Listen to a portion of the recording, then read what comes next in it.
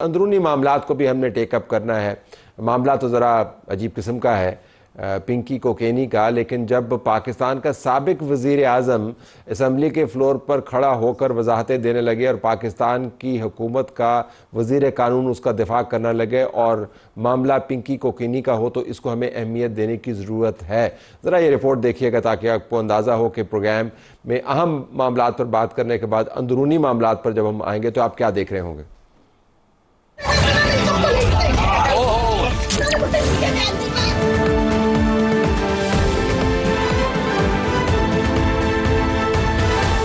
लेकिन इसी खातून ने पहले किसी और शख्सियत का नाम लिया, मेरा ख्याल है डिफ्लेक्शन करने के लिए कि तवज्जो जो है वो बढ़ जाए। जब तक तहकीक मुकम्मल ना हो जाए उसके बारे में हर किस्म के तबसरे जो हैं कई शुरफा की पगड़ियाँ उछालने के मुतरादिफ है। राजा साहब, हम सब आपको जानते हैं, आप बहुत ऑनरेबल आदमी हैं। ये गंदगी के इस तरह के छींटे इर्द गिर्द से उड़ेंगे और वहीं पे ख़त्म हो जाएंगे, आपको इन चीज़ों से फ़र्क नहीं पड़ता। नाज़रीन, हम बात करते हैं पिंकी कोकेनी की। मामला हमने इनका उठाना नहीं था क्योंकि एक आम सी खबर बज़ाहिर लगती है, लेकिन जब मुल्क के वज़ीर आज़म को, साबिक़ वज़ीर आज़म को उसकी वजाहत देनी पड़ जाए, जिस तरह कि मैंने इब्तदाई में ज़िक्र किया, राजा परवेज़ अशरफ ने वजाहत दी कि उनका नाम खामखा लिया जा रहा है और उनको बदनाम किया जा रहा है, और वज़ीर कानून तारड़ साहब ने फिर उनकी तायीद की और कहा कि आप ऑनरेबल शख्स हैं। और फिर जब हम ये देखते हैं कि सेनेट की कायमा कमेटी में ब्रीफिंग दी जाती है इस खातून के हवाले से और बताया जाता है कि ये कैसे काम करती रही, कितने इसके ऊपर केसेस बने, कितने इसके अकाउंट थे, तो फिर बड़ी खबर आपको बनते हुए नज़र आती है। हमारे पास असलम खान साहब मौजूद हैं, ब्यूरो चीफ समाज टीवी। असलम, आपका बहुत शुक्रिया। ये जो डेवलपमेंट है सेनेट कायमा कमेटी के अंदर जो ब्रीफिंग है जिसके अंदर राजा परवेज़ अशरफ का नाम लिया गया, जिसकी तरदीद उन्होंने की, आपको क्या लगता है कि ये मीडिया इस खबर को उछाल रहा है, सियासी हल्के इस खबर को उछाल रहे हैं? अब तो ढाबे की गुफ्तगू ये भी है कि ये बहुत सारे सियासी जो लोग हैं जो इज़्तिराब में मुब्तला हैं या बात नहीं मान रहे, उनको राह रास्त पे लाने के लिए ये काम किया जा रहा है। सो आपका तज्जिया क्या है, क्योंकि आप तो रिपोर्टिंग कर रहे हैं इसके ऊपर मुसलसल?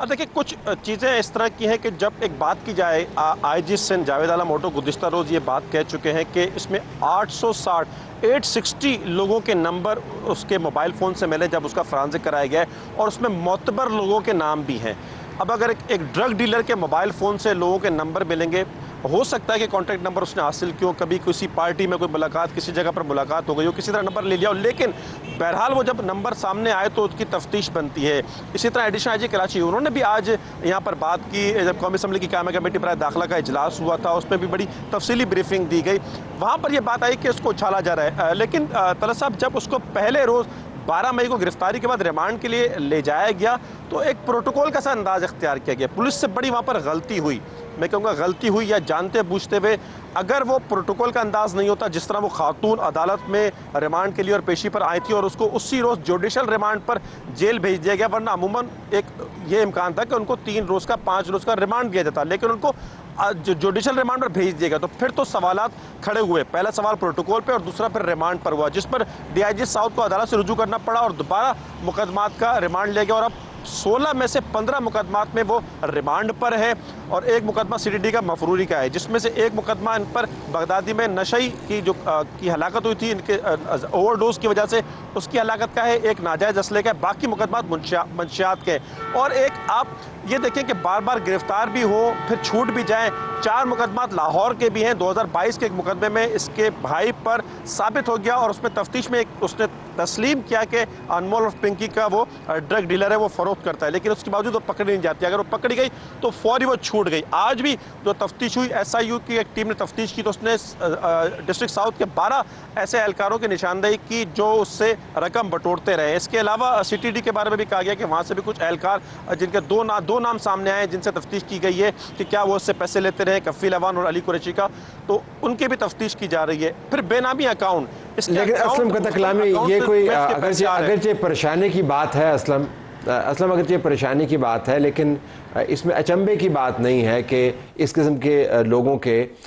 लोअर लेवल के ऊपर पुलिस के साथ या इंटेलिजेंस के लोगों के साथ उनके राब्ते हों और सिर्फ यहीं पर नहीं होता, दुनिया के बड़े बड़े जिनको हम मुहज़्ज़म ममालिक कहते हैं वहाँ पर भी ये लोअर एंड के ऊपर ये होता है, ड्रग डीलर्स का बिलखसूस। लेकिन जो परेशानी की बात है कि जब मुल्क के एक्स प्राइम मिनिस्टर का नाम लिया जा रहा हो, फिर उसको वजाहतें करनी पड़ रही हों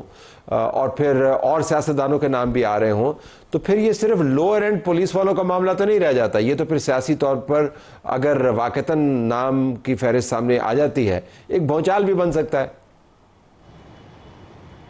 बिल्कुल बन सकता है भौचाल। जिस तरह मैंने आपको बताया कि पहले एक एमएनए का नाम आया और ये कहा गया पिंकी की जानिब से कि ना सिर्फ एमएनए बल्कि उनकी अहलिया भी राब्ते में थे और 5 लाख रुपए के कर्जदार भी हैं,